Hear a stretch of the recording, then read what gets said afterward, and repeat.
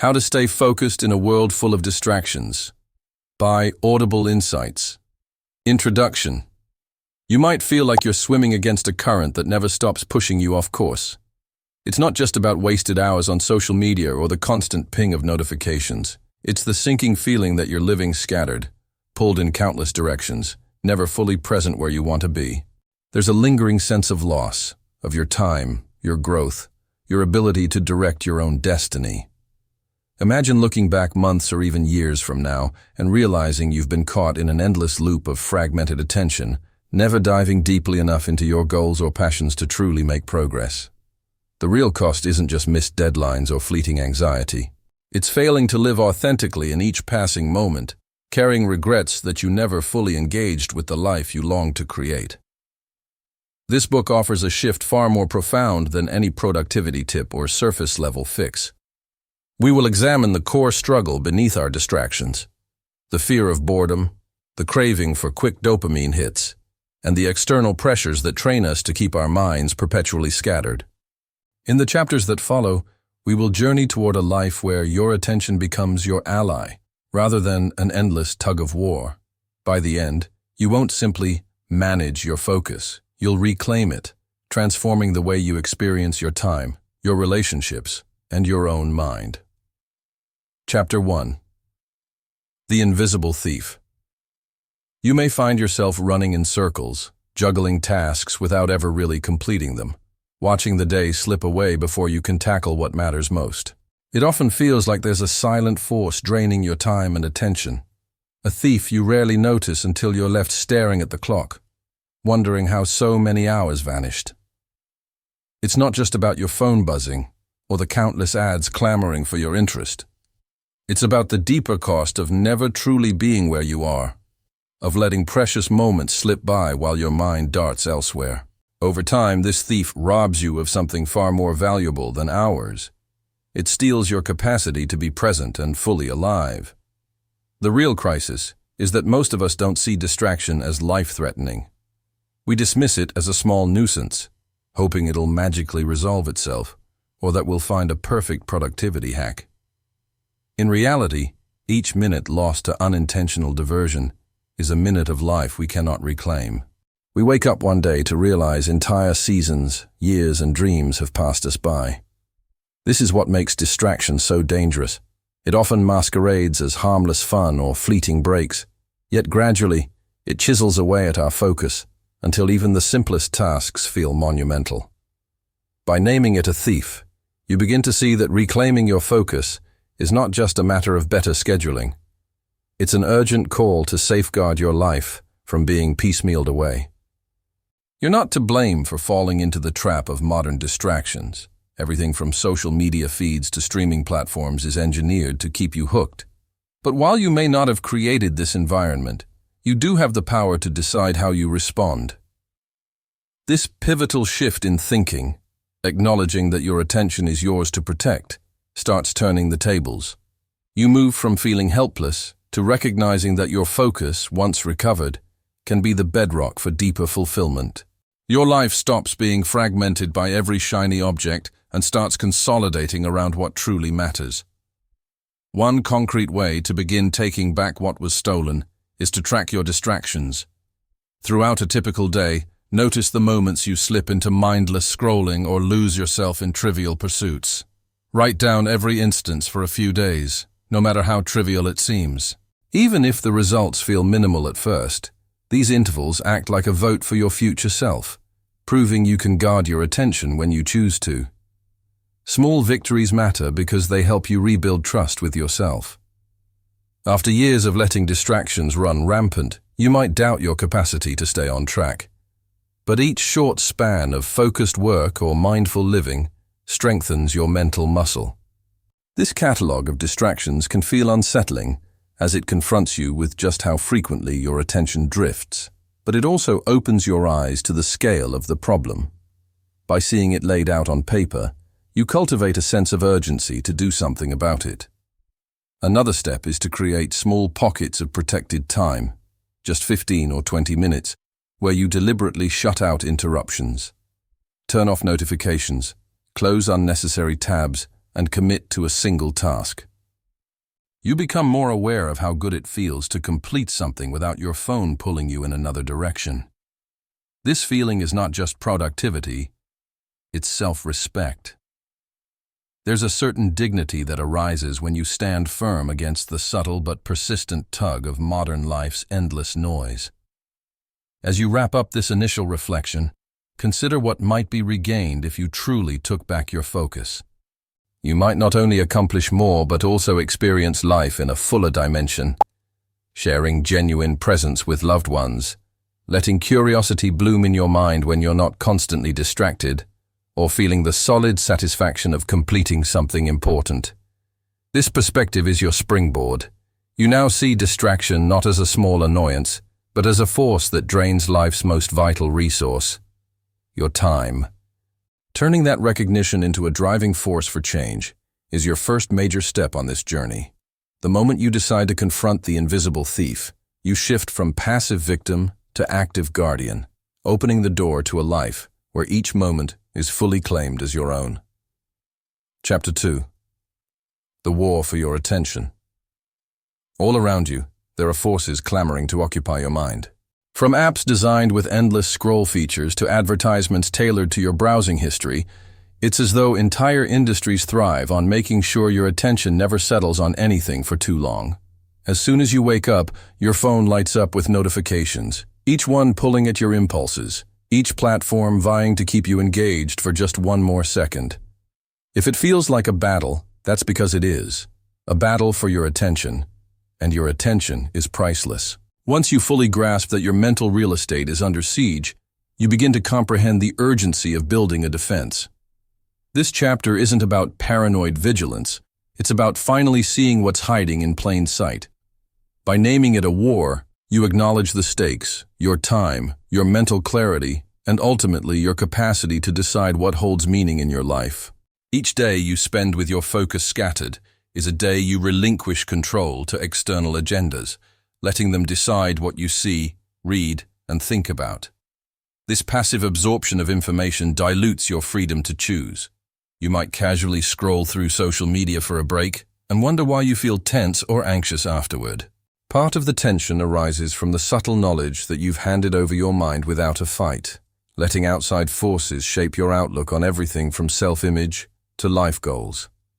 To reclaim your focus, you must first recognize where it's going.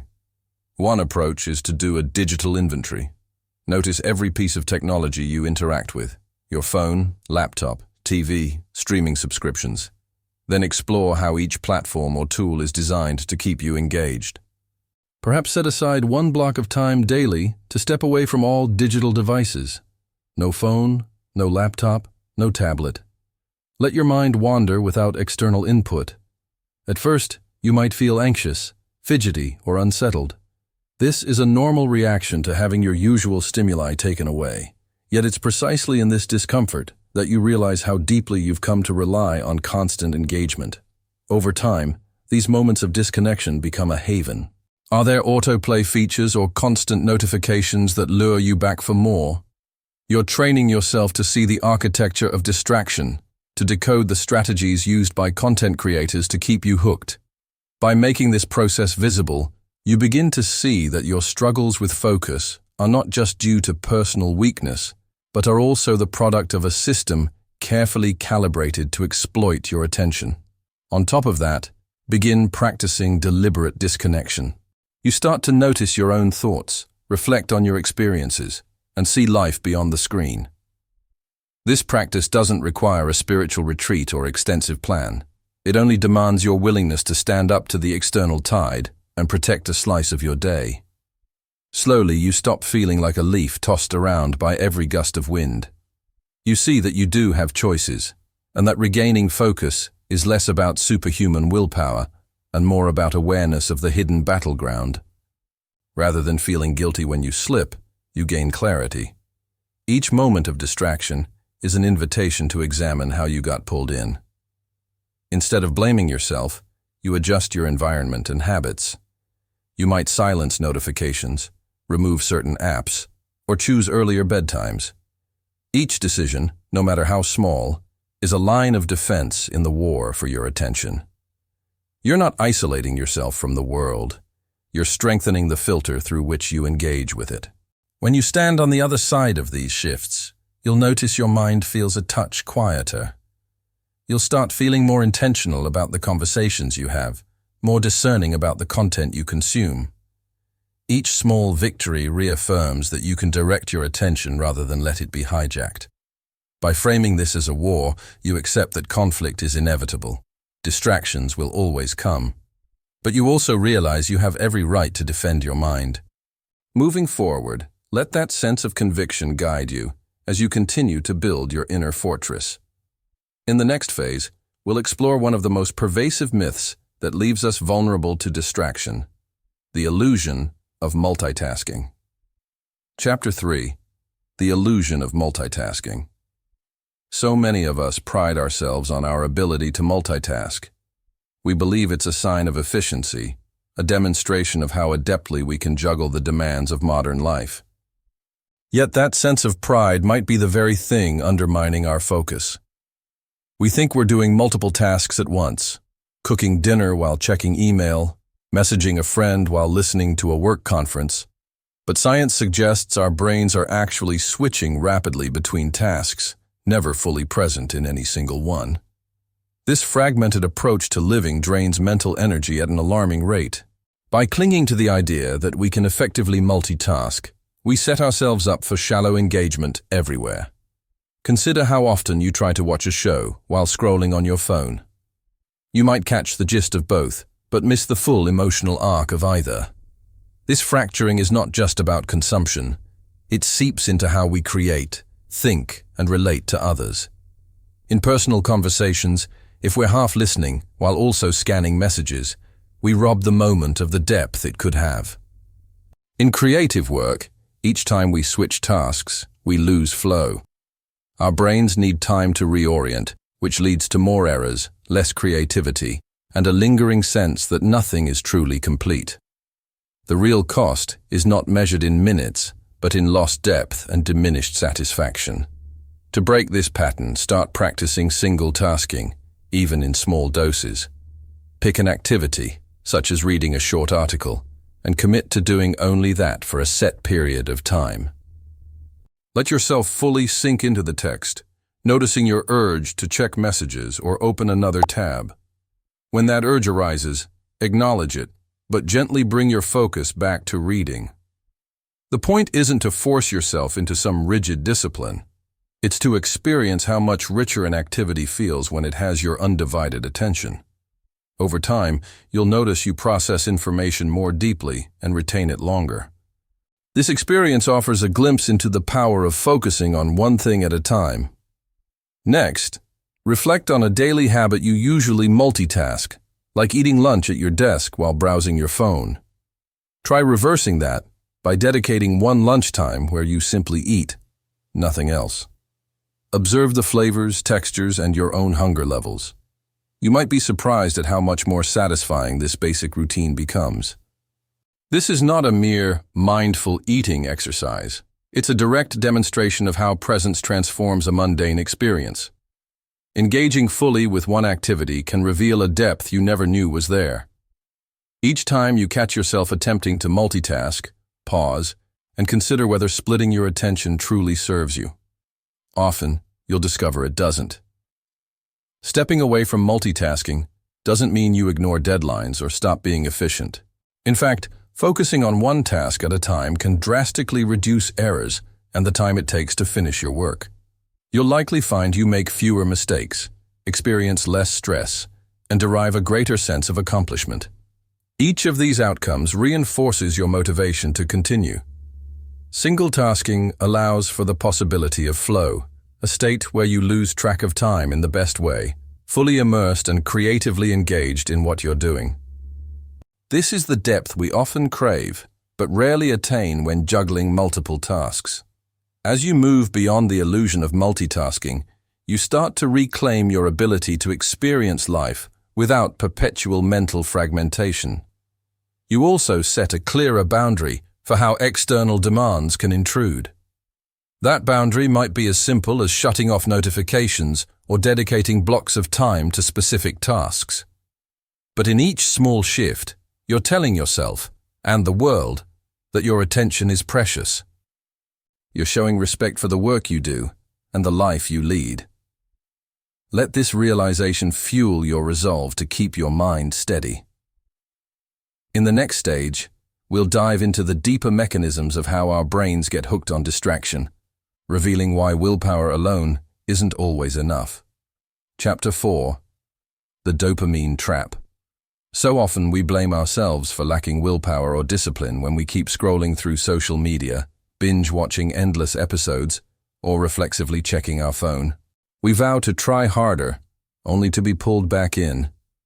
The truth is, these habits are deeply intertwined with the chemistry of our brains, particularly the role of dopamine, a neurotransmitter that fuels our desire for novelty and reward. When you receive a like, a new message, or a next episode prompt, your brain lights up, reinforcing the behavior and urging you to seek more. This is why a single glance at a notification can spiral into 20 minutes of lost time. It's not purely a moral failing, it's also a well-studied biological hook. Recognizing this trap is critical.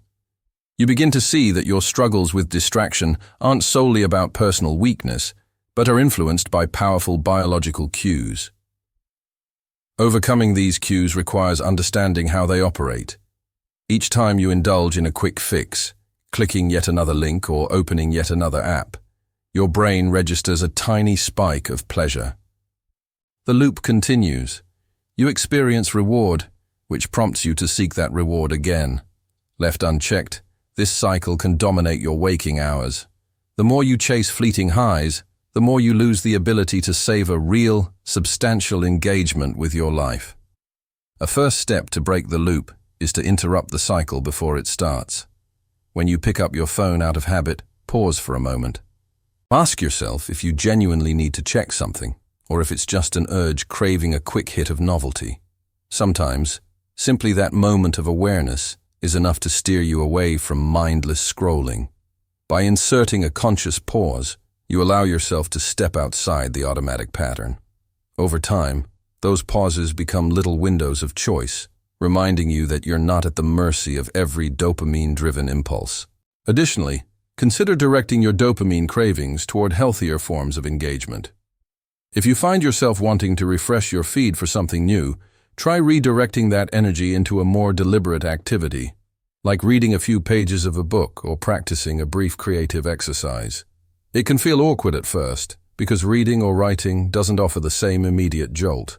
But with time, your brain adapts and finds deeper satisfaction in these pursuits. By deliberately engaging in meaningful tasks, you reduce your reliance on cheap dopamine hits. Though this process involves patience, you eventually experience a richer sense of accomplishment that fleeting digital rewards can never match. Once you gain an awareness of how the dopamine cycle influences your behavior, you can approach distraction with more compassion and control. You start to recognize that while the pleasure is slower to arrive, it's far more sustaining and fulfilling than the rapid-fire bursts you get from aimless scrolling. You might also find it helpful to plan rewarding offline activities, anything from trying a new recipe to learning a musical instrument. These activities provide tangible, long-term gratification. They help you see that true enjoyment often requires sustained effort, something modern technology often discourages. You're not locked in a losing battle with your own brain. You're simply learning to navigate the hardwired systems that shape your habits. This recognition frees you from harsh self-judgment and sets the stage for a more intentional approach to your time. As you cultivate healthier reward systems, you'll also start noticing a subtle peace forming around your everyday activities, from working to simply sitting quietly. In the next chapter, we'll address the internal and external noise that compounds our struggle, showing you how to lighten the mental load that so often pushes us into distraction. Chapter 5. Mental Clutter, Mental Clarity. Your external world can be a reflection of your internal state. Look around at your workspace, your home, your digital devices. Are they neatly organized or overflowing with notifications, unread messages, and random items scattered about? This clutter, both tangible and intangible, often mirrors the chaos in our minds. When you have half-finished projects, piles of unaddressed tasks, and a never-ending swirl of thoughts, it becomes exponentially harder to zero in on what truly needs your focus. The more clutter you accumulate, the more drawn you become to distractions that offer a quick escape from the feeling of overwhelm. It might surprise you how powerfully environment affects attention. A messy desk, for instance, can subtly raise stress levels, prompting your brain to seek quick comfort through social media or other diversions. Mental clutter works the same way. When thoughts pile up unchecked, you feel compelled to distract yourself. This cycle feeds on itself, as avoiding tasks in favor of quick fixes only adds to the pile of unfinished business. You carry this burden not just in your workspace, but also within your psyche. Over time, you might feel like no single task can be tackled thoroughly, giving distraction an even stronger foothold. Begin by clearing some physical space. Spend a short time each day reorganizing your environment, a single drawer or a single folder on your computer. While it might seem trivial, the act of removing visual or digital chaos can offer an immediate sense of relief. This release of tension frees up mental bandwidth. Once you notice how invigorating that feels, you'll be more inclined to maintain a tidier space. An environment where your mind isn't bombarded by random stimuli helps you begin tasks with a cleaner slate, lowering your urge to escape into distractions. On the mental side, set up small rituals that help sift through your thoughts. You might spend 10 minutes each morning jotting down any pressing concerns, tasks, or ideas. Don't censor yourself, just let them spill onto the page. This practice, often called a brain dump, untangles the knot of responsibilities in your head. Seeing them in writing removes the vague sense of overwhelm. It also sets a calmer tone for your day, reminding you that you can address your tasks methodically rather than juggling them in your head. Some people extend this into journaling, diving deeper into emotional clutter. Whether it's anxiety about a relationship or excitement over a creative idea, putting those thoughts somewhere external creates mental breathing room. An additional step is to identify one piece of unresolved mental baggage that continually haunts you. A conversation you've been avoiding, a decision you've postponed, or a task you keep pushing to tomorrow. Dedicate a focused session to resolving or advancing that issue, however small the next step might be. As you do, notice the lightness that accompanies tackling something that's been quietly weighing you down. This sense of lightness can become its own reward, encouraging you to address other lingering issues. Over time, you realize that every unfinished piece of business is a silent drain, urging you to distract yourself rather than confront it. Gradually, you begin to see how clarity emerges when you reduce clutter. Each time you clear space, either physically or mentally, you enhance your capacity to engage deeply with the present. The world doesn't suddenly become less distracting, but you become less prone to seeking those distractions. In a clearer environment, tasks seem more approachable, and the urge to look away diminishes. As you carry this growing clarity, remember it's not just about tidiness. It's about forging a lifestyle that nurtures focus and intentionality. In the next section, we'll dive deeper into training your brain for longer spans of deep focus, building on the foundation of clarity you're establishing now. Chapter 6. Rewiring your brain for deep focus. You might assume that the ability to concentrate for extended periods is a fixed trait. Some people have it, others don't. But the human brain is remarkably adaptable, capable of transforming its neural pathways in response to how it's used. This is known as neuroplasticity, and it holds a key to cultivating deeper focus. Just as a muscle grows stronger with targeted exercise, your capacity to sustain attention increases with deliberate practice. Most of us have accidentally trained our brains to crave constant hits of novelty. Now, the goal is to retrain it for extended, immersive work. Start by challenging yourself with slightly longer focus sessions than you're used to. If you typically can only stay with a task for 10 minutes before drifting off, push that to 15. The increase might be uncomfortable at first, and you might feel restless or bored. Embrace those moments as evidence that your brain is changing. Just like lifting heavier weights at the gym, Going beyond your comfort zone is where growth happens. Gradually, you'll adapt. As your mind realizes there's a reward in consistent engagement, whether it's solving a tricky problem or completing an important project, you'll discover that your endurance expands. It's also crucial to recognize the importance of restorative breaks. Deep focus isn't about grinding away for endless hours without pause. It's about oscillating between intense concentration and intentional rest. Imagine your attention as a resource that needs periodic renewal. If you push past your limits without breaks, you risk exhaustion and a backlash of mental fatigue that drives you straight back to easy distractions. Instead, try a pattern. Focus deeply for a set block of time, maybe 30 to 40 minutes. Then take a brief break to stand up, stretch, or reflect. Consistency in this cycle helps your brain adjust to the idea that concentration is a cycle, not a marathon. Another subtle yet effective practice is to let yourself be bored once in a while. In our hyper-connected world, boredom feels like an enemy, a void we rush to fill. But boredom can serve a remarkable purpose. It forces your mind to wander, leading to insights or creative sparks you might not reach otherwise. More importantly, it reconditions your brain to realize that not every moment needs a dopamine fix. By embracing occasional boredom, you break the habit of reflexively seeking stimulation. Over time, this shift in mindset transfers to your work, where you become more comfortable pushing through lulls in momentum instead of looking for the next distraction. As you engage in these practices, you begin to experience focus less as a struggle and more as a skill you can refine.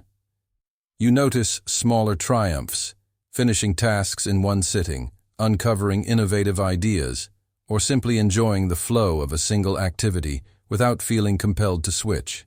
Each success fuels your motivation to keep going, and over time, your brain literally rewires itself to make deep focus more natural. This transformation might feel subtle at first, but it gains momentum with each new day of committed effort. It's both liberating and empowering to realize you have more control over your mental landscape than you ever believed. When you reflect on your progress, you'll likely see that the small, deliberate changes add up. You'll feel a new sense of agency, recognizing that your capacity for focus is something you shape rather than something you're stuck with. Building on this, we now move into a practical principle that might seem obvious, but remains elusive in a culture that celebrates multitasking, the power of single tasking. It's here that your newfound mental endurance will meet a technique that has the potential to revolutionize how you work and live. Chapter 7. The Power of Single Tasking. In a world brimming with stimuli, dedicating yourself to a single task can feel like a radical choice. Yet single tasking stands as the natural next step in your progression toward deeper, more meaningful focus. By immersing yourself in one activity, you strip away the mental overhead of juggling multiple demands, allowing your mind to reach a kind of resonance that is otherwise impossible. Rather than a gimmick, this approach calls for a deliberate shift in how you allocate your time and attention. Picture yourself starting your day with one priority, be it drafting a proposal or learning a new skill, and committing to it wholeheartedly for a set period. As you remove competing inputs, turning off notifications, setting aside your phone, you notice an initial wave of discomfort, a nagging sense that you might miss something. Maybe you close your inbox, put your phone in another room, or simply take a moment to breathe deeply before plunging in. These small signals prepare your mind for the shift from scattered attention to immersion. Once you begin, expect your concentration to waver. Each time you catch your mind straying, gently guide it back.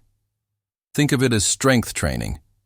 Every redirection reinforces the mental muscle that keeps you on task. Over time, you'll notice fewer lapses and a more sustained focus. This anxiety stems from a deeper fear of losing out on information or connection. However, once you navigate past that initial restlessness, you often enter a state where ideas flow more freely, where you can follow a thread of thought to its conclusion without interruptions.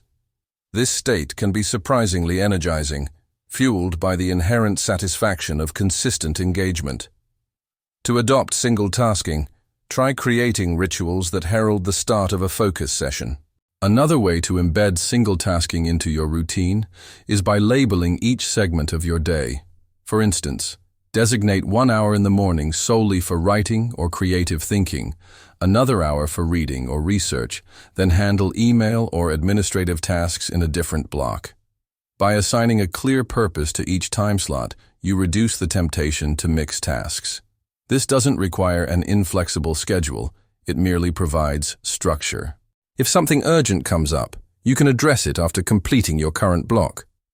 This disciplined approach stops your attention from scattering and preserves momentum. A notable byproduct of single tasking is the increased quality of your interactions. When you're with someone, be it in a personal or professional setting, focusing exclusively on that conversation can create deeper connection and trust. You're not just half listening while mentally sorting through a dozen other concerns. You're fully present, which people can sense intuitively.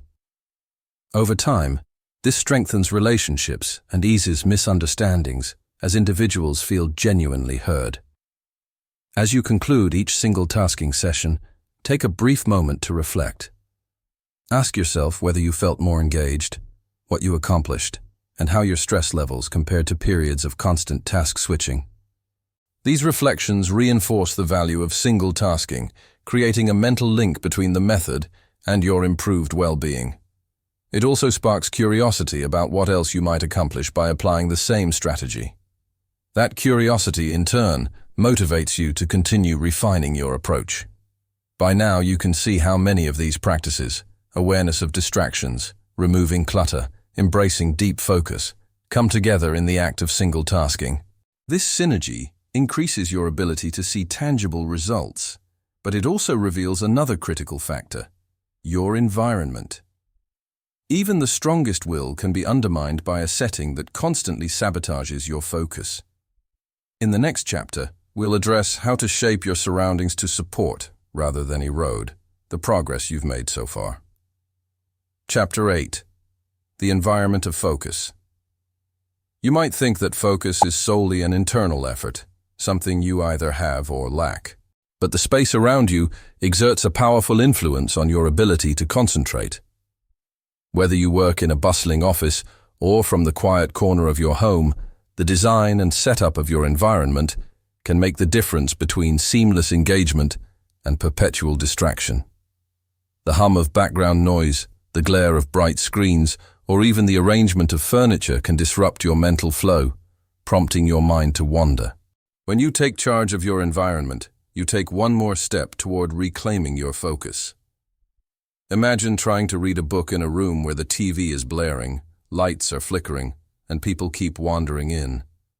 Even if you have strong willpower, those external disturbances demand part of your attention, leaving less mental bandwidth for the text. Conversely, consider stepping into a well-lit, calm space with minimal clutter. Here, your mind can settle more easily, which helps you dive deeper into your task.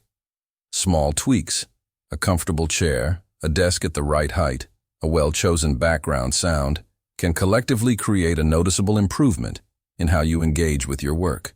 Another aspect to consider is visual and digital clutter. When your workspace is filled with scattered items, your peripheral vision picks up each one, subtly stimulating your brain to process that information. Similarly, a computer screen dotted with endless icons, browser tabs, or notifications can continually lure you away from your primary task. One approach is to keep only the essentials in your immediate view. If you're writing, have a notepad, pen, and possibly a reference book on your desk, but limit other objects.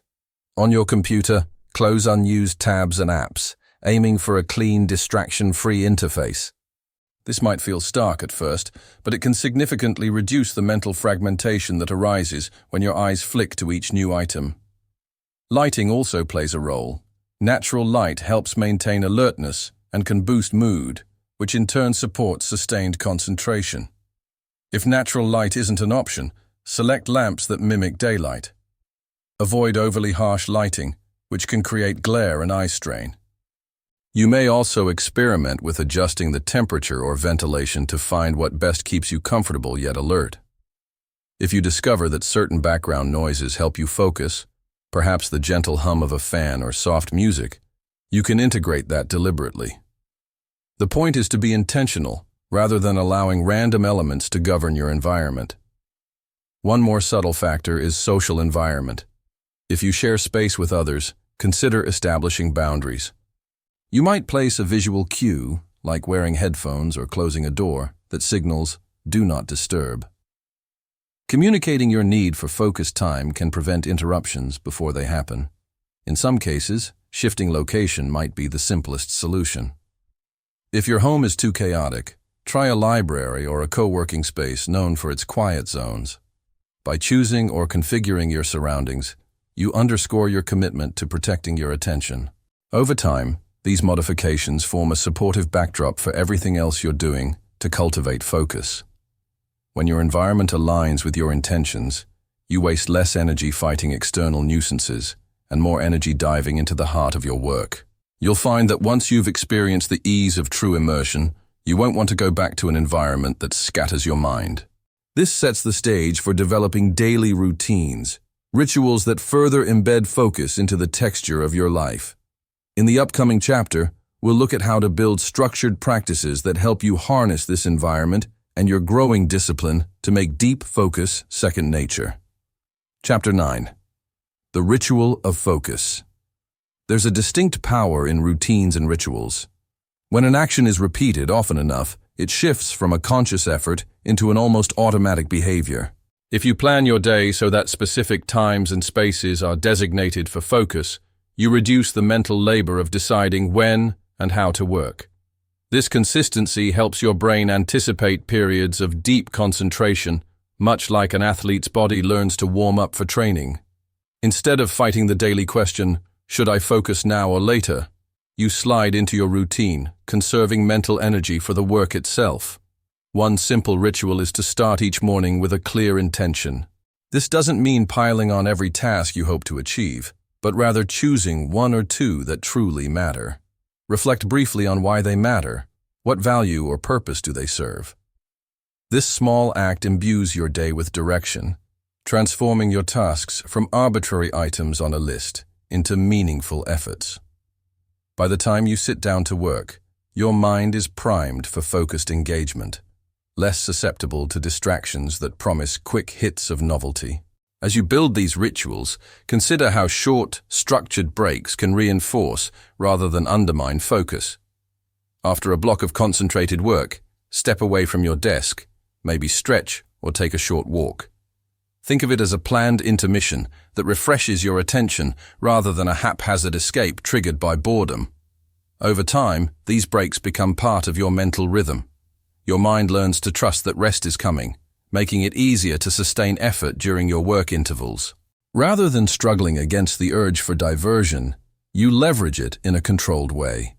Another beneficial ritual involves an end-of-day routine. Before you wrap up your work, spend a few minutes reviewing what you've accomplished and what remains. Resist the temptation to cram in one last task if your schedule is complete. This conscious closing of your workday sets boundaries, giving your brain a chance to switch off and recharge. You might feel more at ease in your personal time, knowing that work items have been noted and will be addressed in the next session. This also prevents you from going to bed with a chaotic mental backlog, which can feed into restlessness and reduce your next day's focus. As you engage in these daily practices, notice the internal shifts that accompany them. You might discover your stress levels dropping as you gain confidence in your structured approach.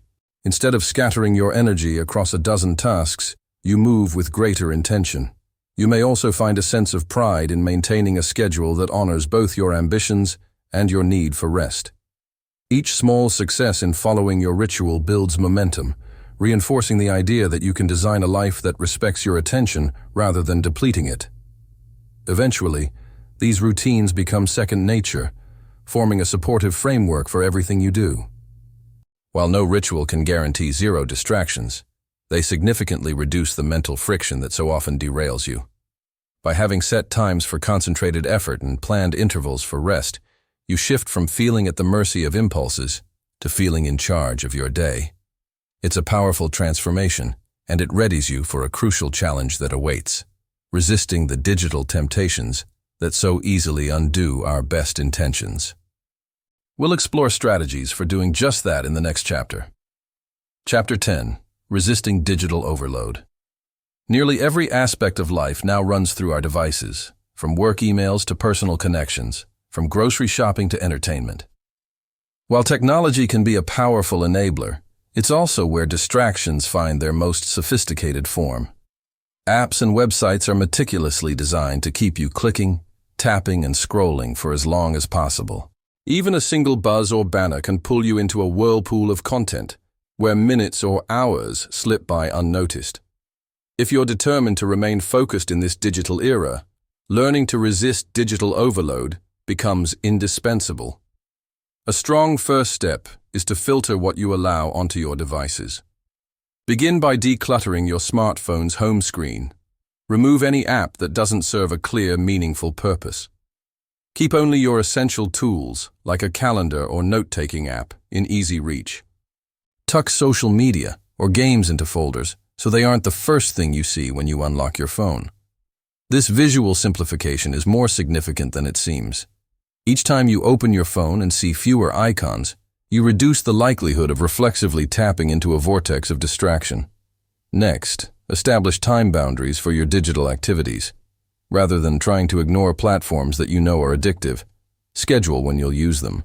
For instance, you might check social media for a fixed interval in the evening or stream your favorite series only during a designated time slot. The goal is not total abstinence. It's about placing a clear container around potentially endless activities. You transform them from background noise to intentional experiences, minimizing the tug to sneak in quick glances throughout the day. Over time, you may find you need less of these digital fixes as you reap more satisfaction from focused endeavors. Notifications are another critical battleground. Every ping or pop-up competes for your attention, often with trivial updates. Turn off all non-essential notifications, leaving only those that truly matter, like urgent messages or reminders tied to actual responsibilities. You can experiment with setting your phone to Do Not Disturb mode for extended work sessions or switching your device to airplane mode when you want total focus. In doing so, you reverse the dynamic. Instead of being perpetually on call to your device, you check it on your own terms, maintaining a stronger sense of self-directed attention. A further strategy is to designate device-free zones. Maybe decide that your bedroom is off-limits for all screens, turning it into a sanctuary for rest and reflection. Or set tech-free periods during family meals or weekends, allowing for genuine connection without the constant pull of your phone. Such boundaries can initially feel restrictive, but in time, they become sources of liberation. You discover that without the digital hum, conversations deepen, tasks are completed more swiftly, and your internal state stabilizes. Eventually, resisting digital overload isn't just about shutting out the world. It's about opening space for what genuinely matters to you. Each layer of tech boundary frees you to read, create, think, or be present without the incessant barrage of notifications. With practice, you'll notice that your impulses to check your phone become less frequent. This newfound freedom carries you into the next crucial element of strengthening focus. Developing the emotional resilience to face discomfort head-on, rather than running from it through digital or other distractions. That's where our journey leads next. Chapter 11. Training your mind for discomfort. Sometimes distraction takes root because it offers a quick escape from the uncomfortable edges of life. The awkward silence, the daunting task, the pang of an unresolved conflict. You might tap your phone or open a new tab whenever a difficult emotion stirs. Yet growth demands that you learn to sit with discomfort rather than flee.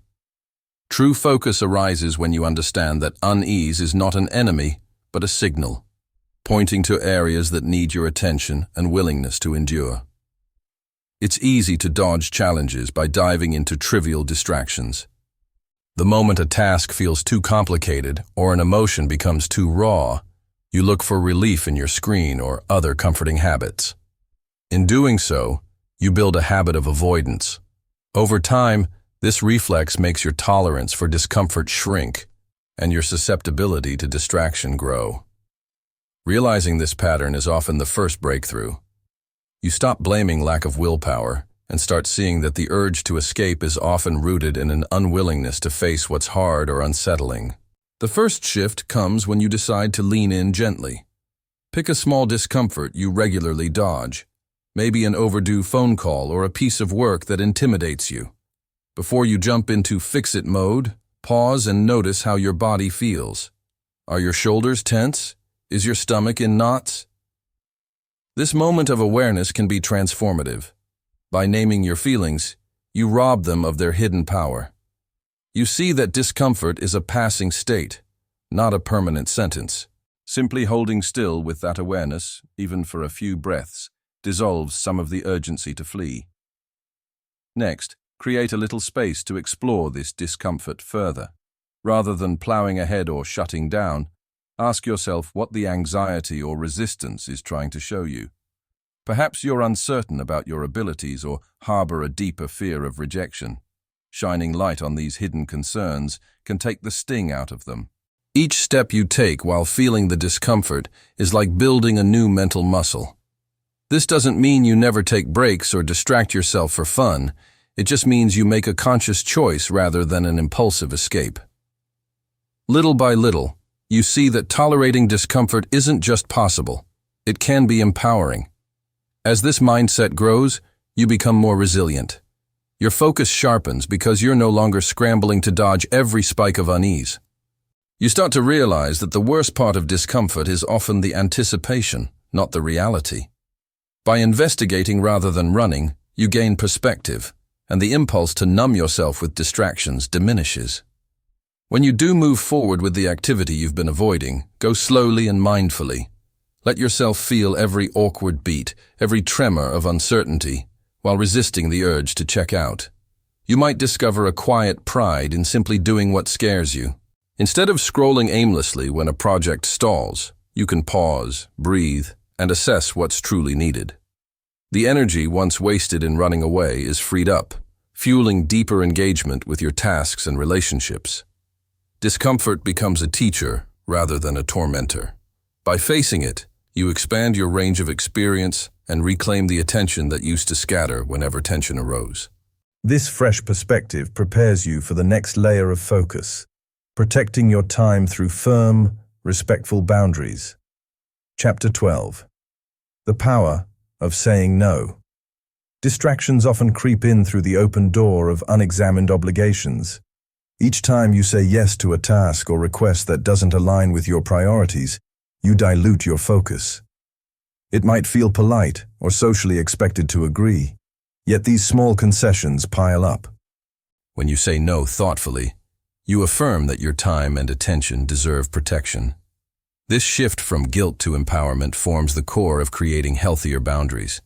You can't focus if you're running on empty, pulled in all directions by obligations that don't serve your goals or values. Begin by examining one area of your life, work, family, social events, where you consistently agree to things you'd rather decline. Ask yourself why you say yes. Before long, your calendar overflows with commitments you neither love nor truly need. This leaves you perpetually short on mental bandwidth, an easy target for distractions that flourish in environments of overwhelm. Saying no can feel intimidating. You might worry about disappointing others or missing out on opportunities. Yet each refusal is a statement of self-respect, preserving room in your life for what truly matters. Is it fear of conflict, a desire for approval, or simply habit? Recognizing the root cause helps you approach the process with clarity. Then, rehearse saying no in a direct, kind manner. You don't need elaborate excuses. A concise response often suffices. I appreciate the offer, but I won't be able to commit right now. This honest boundary setting becomes easier with practice, especially when you see how it protects your energy. Another practical step is to create a personal decision filter. Write down the principles or goals you're focusing on for the current season, perhaps family time, a big career project, or self-care. When new requests arrive, compare them against your filter. Does the request align with your declared priorities? If not, that's a strong sign you should decline. While it may be uncomfortable at first, each principled no upholds the commitments you've decided truly matter. You're no longer weighed down by hidden resentment or the nagging feeling that you're living for others' priorities. Reflect on how each boundary protects your focus. Fewer unwanted commitments mean fewer stressors. There's less mental clutter prompting you to seek distraction as an escape. Moreover, each confident no sends a signal to your subconscious that your time is precious. In a world racing to fill every minute, choosing to guard your schedule remains a profound act of self-ownership. Over time, those around you learn to respect your clarity, often leading to more genuine interactions that recognize your boundaries. By saying no more often, you free yourself to say yes wholeheartedly where it counts. Instead of splitting your attention among a dozen half-hearted tasks, you can sink deeply into the projects and relationships that align with your values. This shift can feel like a breath of fresh air, one that reduces stress and heightens satisfaction. Now that you've established firmer boundaries, you'll find it easier to immerse yourself in the tasks you do accept. This level of immersion leads naturally to the heightened state of flow, where your focus becomes so seamless that distractions barely register. Chapter 13. Flow, the state of total absorption. When you're truly in the zone, fully absorbed by a challenge that stretches but doesn't overwhelm you, distractions fade into the background. This heightened state, often called flow, represents the ultimate synergy of skill and attention. You might have tasted it while engrossed in a puzzle or absorbed in a creative project, realizing only later how much time had passed. The appeal of flow goes beyond mere productivity. It offers a glimpse of effortless immersion, where the work itself feels both exhilarating and serene. Achieving flow requires a careful balance. The task shouldn't be too easy, or your mind will wander. It shouldn't be impossibly hard, or frustration will jolt you out of focus. Start by identifying an activity that truly engages you, one that sparks genuine curiosity or challenges you to stretch your capabilities. Then, create the conditions for uninterrupted time. Silence your phone, tell colleagues or family you're not available, and gather any tools you might need. By setting the stage, you signal your brain that it's safe to go deep. As you begin, notice the transition from ordinary concentration to flow. Often, there's a brief period of settling in, where you gently nudge away stray thoughts. Then, if the challenge is right, you hit a groove. Self-consciousness fades, replaced by total involvement in the task.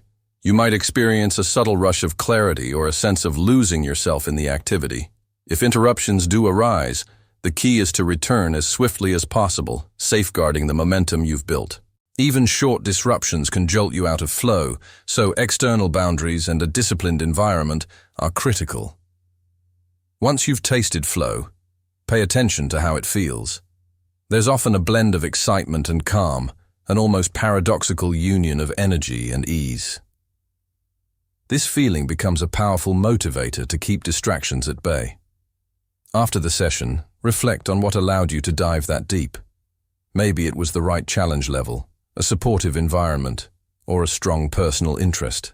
The more you replicate these conditions, the likelier you are to slip into flow again. In this way, you train your brain to recognize and seek that natural rhythm of focused engagement. Flow isn't just about work or creative pursuits. Athletes, performers, and hobbyists often describe the same state. Even daily tasks like cooking or learning a new skill can provide it, if approached with genuine curiosity and the right mindset. The real gift of flow is how it dissolves the usual tug of external distractions. When you're in that sweet spot, social media pings or random impulses lose their pull. The present task becomes compelling enough that you don't want to be anywhere else. In many ways, flow is the culmination of the shifts you've made so far.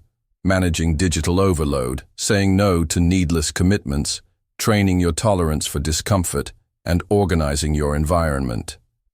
All these elements work together, creating a fertile ground for deep, meaningful engagement. With each flow experience, you affirm the richness of a life lived through concentrated presence. From here, the next step involves sustaining growth through ongoing reflection and refinement, making sure each new insight serves as a stepping stone rather than a fleeting moment of clarity. Chapter 14. The Art of Reflection. Without periodic reflection, your focus journey can lose direction. You might apply strategies mechanically, forgetting to check whether they're still serving you. Reflection invites you to pause, step back, and see the bigger picture. It's a moment to celebrate what's working, identify what's not, and fine-tune your approach. By integrating reflection, you transform your efforts into an evolving practice rather than a rigid routine. Start with small, consistent reflective moments. Perhaps at the end of each day you ask yourself one question: how well did I honor my focus today? You might briefly note when you felt most engaged and when you succumbed to distractions. Rather than judging yourself harshly, treat these notes as data, giving you a clearer map of your patterns. Over time, you see that certain times of day, emotional states, or environmental cues push you off track. This awareness helps you adjust.